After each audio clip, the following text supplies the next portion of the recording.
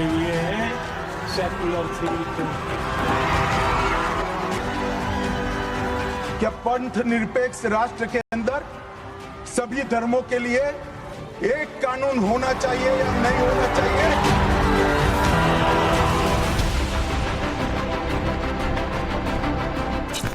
5 अगस्त 2019 कश्मीर से धारा 370 खत्म।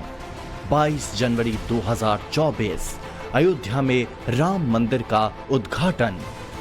26 जनवरी 2025 उत्तराखंड में लागू होगा यूसीसी।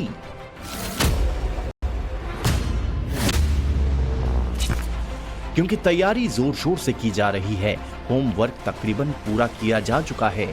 तीसरे कार्यकाल में प्रधानमंत्री मोदी का तीसरा वचन पूरा होने का वक्त आ गया है। भारतीय समाज में क्रांतिकारी बदलाव लाने वाला यूनिफॉर्म सिविल कोड यानी समान नागरिक कानून उत्तराखंड में इस महीने लागू किया जा सकता है। तारीख चुनी गई है 26 जनवरी।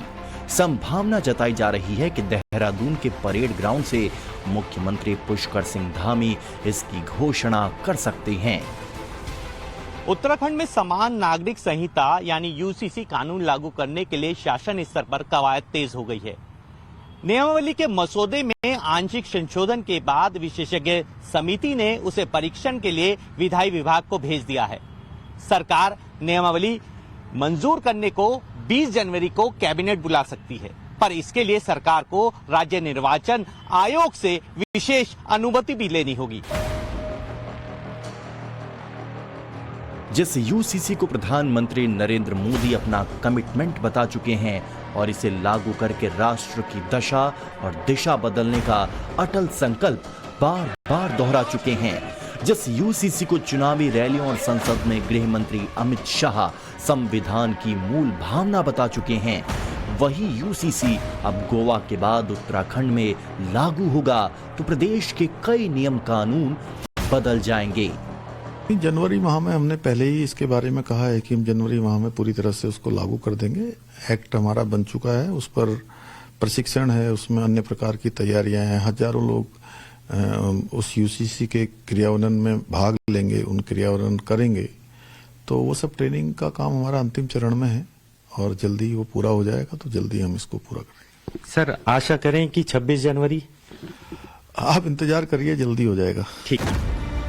सवाल यही है कि उत्तराखंड के रास्ते पूरे देश में यूसीसी लागू करने को लेकर कैसे काम कर रही है मोदी सरकार। यूनिफॉर्म सिविल कोड से क्या क्या बदल जाएगा और यूसीसी को लेकर क्या सोचते हैं देश के मुसलमान। इन सभी अहम बिंदुओं को आगे सिलसिलेवार तरीके से समझने समझाने की कोशिश करेंगे। पहले बात उत्तराखंड की, जहां 26 जनवरी से यूसीसी लागू करने के लिए करीब 2000 कर्मचारियों को यूसीसी पोर्टल में पारंगत करने के लिए ट्रेंड किया जा रहा है। इस बात का गौरव अर्जित करने वाले हैं कि यूसीसी के लिए हमारा प्रदेश पहला प्रदेश होगा कि देश भर में जो यूसीसी ला के आज अपना एक कीर्तिमान स्थापित करने जा रहा है। उत्तराखंड में यूसीसी लागू होने के बाद राज्य में सभी जाति धर्म संप्रदाय के अपने अपने कानूनों की जगह सबके लिए एक समान कानून होगा। इसमें शादी विवाह के साथ ही लिव इन रिलेशन में रहने वाले लोगों के लिए भी नियमों में बदलाव होंगे। सभी लिव इन रिलेशन का यूसीसी पोर्टल में शादी की तरह रजिस्ट्रेशन होगा। लिव इन रिलेशनशिप में रहने वाले पार्टनर्स को पोर्टल पर अपनी जानकारी दर्ज करनी होगी। लिव इन में रहने वाले कपल्स को पोर्टल में पार्टनर्स के नाम, उम्र का प्रमाण पत्र, राष्ट्रीयता, धर्म और फोन नंबर दर्ज कराना होगा। लिव इन कपल्स के गवाहों की वीडियो रिकॉर्डिंग, फोटो और आधार का लेखा जोखा भी पोर्टल में होगा। लिव इन को लेकर यूसीसी पोर्टल में 2 प्रकार के रजिस्ट्रेशन होंगे। एक रजिस्ट्रेशन होगा उत्तराखंड राज्य में रहने वाले लोगों का और दूसरा रजिस्ट्रेशन होगा राज्य से बाहर किंतु देश में रहने वाले लोगों का जो लिव इन रिलेशनशिप में रह रहे होंगे। इससे 2 प्रकार के फायदे होंगे। पहला फायदा तो ये होगा कि लिव इन रिलेशनशिप में रहते हुए यदि कोई कानून की अव्यवस्था होती है, कानून का उल्लंघन करता है, तो उन पर कानूनी शिकंजा कसा जा सकेगा। दूसरा, लिव इन में रहते हुए यदि दो लोगों के बीच में बच्चा होता है तो उस बच्चे के अधिकार को भी सुनिश्चित करेगा ये कानून।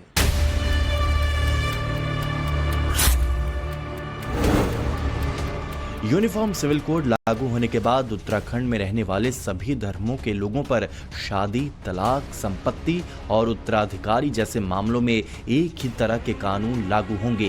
क्या कुछ बदलेगा? आगे बढ़ने से पहले ये भी समझिए। इस्लाम में 4 शादी की इजाजत है, लेकिन नए कानून में कोई बहुविवाह नहीं कर पाएगा। अब इस्लाम में शादी की कोई उम्र नहीं है। यूसीसी के बाद लड़कों की शादी की उम्र 21 साल, लड़कियों की शादी की उम्र 18 होगी, जो सभी धर्मों के लोगों पर लागू होगी। इस्लाम में तलाक के बाद इद्दत और हलाला मान्य है। यूसीसी में इनका नाम तो नहीं लिया गया है, लेकिन ऐसी प्रथाओं पर प्रतिबंध लगाया गया है। बिल लागू होने के बाद अगर कोई चाहे तो तलाक के बाद बिना किसी शर्त के फिर से उसी शख्स से शादी कर सकता है जिससे तलाक हुआ है। मुस्लिम पर्सनल लॉ में मुस्लिम महिला तलाक के बाद अगर अपने पति या शौहर के साथ निकाह करना चाहती है तो उसे पहले किसी दूसरे व्यक्ति से निकाह करना होगा और उससे तलाक लेना होगा। लेकिन यूसीसी लागू करने के बाद ऐसा नहीं होगा, और अगर कोई जबरन किसी पर इस तरीके से लॉ को थोपेगा या फिर थोपने की कोशिश भी करेगा और वो अगर दोषी पाया जाएगा तो उससे 3 साल जेल का जो है वो सजा दिया जाएगा और जुर्माना भी उसको इस पूरे मामले में देना पड़ेगा। यूनिफॉर्म सिविल कोड लागू होने के बाद वसीयत और संपत्ति को लेकर भी एक ही कानून होगा। सभी धर्मों में बच्चों को गोद लेने का अधिकार मिलेगा, लेकिन दूसरे धर्म के बच्चे को गोद नहीं लिया जा सकेगा। संपत्ति को लेकर क्या कुछ बदलेगा, ये भी समझिए। सभी धर्मों में बेटा बेटी को संपत्ति में बराबर हक दिया जाएगा। अभी जो उत्तराधिकार कानून है उसके तहत पति की मृत्यु के बाद बैंक बैलेंस संपत्ति पत्नी को ही मिलती है, लेकिन यूसीसी आने के बाद संतान की मृत्यु होने पर माता पिता भी उसकी चल अचल संपत्ति में हिस्सेदार रहेंगे। मुस्लिमों में संपत्ति का 1/3 हिस्सा परिवार से बाहर किसी दूसरे को देना जरूरी था। यूसीसी के बाद यह अनिवार्यता खत्म हो जाएगी। यूसीसी लागू होने के बाद मुस्लिम बेटियों और महिलाओं को उत्तराधिकार में बराबरी का हिस्सा मिलेगा। एक विधान, एक संविधान होना ही चाहिए, पर दुर्भाग्य की बात है कि जो इस्लामिक प्रीचर मुल्ला मौलवी हर रोज टीवी चैनल की खिड़कियों पर खड़े होकर के ये कहते हैं कि देश संविधान से चलता है और वो संविधान मानते हैं। तो अगर संविधान मानते हैं तो फिर कैसा विरोध यूसीसी का? हम सबको पता है कि सबसे पहले उत्तराखंड में पुष्कर धामी जी के नेतृत्व में, मुख्यमंत्री के नेतृत्व में यूनिफॉर्म सिविल कोड उत्तराखंड में लागू हुआ और एक खूबसूरत मैसेज इस पूरे देश को गया। मुझे लगता है कि दिल्ली में लागू हो या गुजरात में लागू हो या पंजाब में लागू हो या हरियाणा में लागू हो, इससे बेहतर यह होगा कि पूरे भारत में यूनिफॉर्म सिविल कोड को लागू होना चाहिए।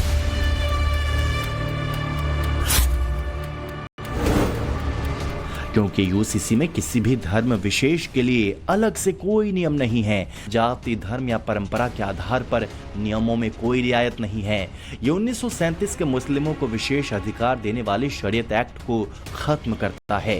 देश में रहने वाले लोगों में समानता की बात करता है।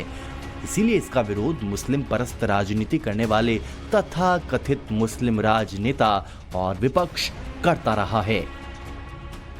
मैं बताता हूं, जब तक भारतीय जनता पार्टी है हम पर्सनल लॉ को नहीं आने देंगे। ये देश यूसीसी से चलेगा, समान नागरिक संहिता से चलेगा। ये हमारा संविधान का स्पिरिट है। हमने उत्तराखंड में यूसीसी लाया है और हमारा ये वादा है, मोदी जी का गारंटी है, देश भर में हम यूसीसी को लागू करेंगे, देश भर में करेंगे। अक्सर आरोप लगाया जाता है कि यूसीसी लागू करने के पीछे मोदी सरकार का कोई नैरेटिव है, लेकिन पीएम मोदी कई बार साफ कर चुके हैं कि एक देश एक कानून यानी यूसीसी उनका कोर एजेंडा रहा है और रहेगा। आप बताइए कि हमारे ट्राइबल हैं, आदिवासियों के कस्टम को क्या करेंगे? आदिवासियों के कस्टम को क्या करेंगे? तो यूसीसी के नाम पर देश के प्रधानमंत्री एक हिंदुत्वा सिविल कोड लाना चाहते हैं, हिंदुत्वा सिविल कोड लाना चाहते हैं। मजलिस पहले भी मुखालिफत की, आज भी करेगी और कल भी करेगी। असल में यूसीसी वो मुद्दा है जिसमें मोदी की लीडरशिप की असली अग्नि परीक्षा होनी है, जिसे लेकर सरकार ने होमवर्क करीब 1 साल पहले ही शुरू कर रखा है।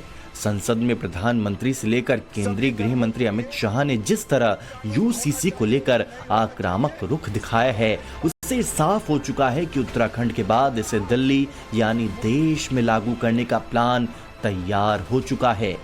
तभी तो जहां एक तरफ यूसीसी के समर्थन में विपक्ष को संविधान की किताब पढ़ाई जा रही है, वहीं सीधा कटाक्ष शरिया को मुस्लिमों का धार्मिक आधार और अधिकार बताने वालों पर भी किया जा रहा है। पंथ निरपेक्ष राष्ट्र के अंदर सभी धर्मों के लिए एक कानून होना चाहिए या नहीं होना चाहिए, इसकी कांग्रेस पार्टी स्पष्टता करे। क्या आप मुस्लिम पर्सनल लॉ का समर्थन करते हैं? और मान्यवर, इससे बड़ा छलावा नहीं हो सकता। मान्यवर, इससे बड़ा छलावा नहीं हो सकता। इन्होंने हिंदू कोड बिल भी ला दिया। हिंदू कोड बिल उठाकर देख लिए। हम तो नहीं चाहते कि हिंदू न्याय शास्त्र के आधार पर इस देश का कानून बने। अभी के जीवन के मूल्यों के आधार पर कानून बनना चाहिए। वक्फ एक्ट और एक देश एक चुनाव की तरह यूसीसी भी एक तरह से सरकार के विधायी एजेंडे में शामिल हो चुका है। उत्तराखंड में 26 जनवरी को यूसीसी लागू करके साफ लकीर खींची जा रही है और इसी के साथ यूसीसी पर सरकार वैचारिक लड़ाई को उसी तरह मजबूत कर रही है जैसे उसने पहले 3 तलाक को खत्म करने, फिर कश्मीर से धारा 370 हटाने या फिर राम मंदिर पर लड़ाई लड़ी और जीती भी। आजकल हम देख रहे हैं कि यूनिफॉर्म सिविल कोड के नाम पर ऐसे लोगों को भड़काने का काम हो रहा है। आप मुझे बताइए, एक घर में परिवार के एक सदस्य के लिए एक कानून हो, परिवार के दूसरे सदस्य के लिए दूसरा कानून हो, तो क्या वो घर चल पाएगा? क्या कभी भी चल पाएगा क्या? फिर ऐसी दोहरी व्यवस्था से देश कैसे चल पाएगा? हमें याद रखना है कि भारत के संविधान में भी नागरिकों के समान अधिकार की बात कही गई है।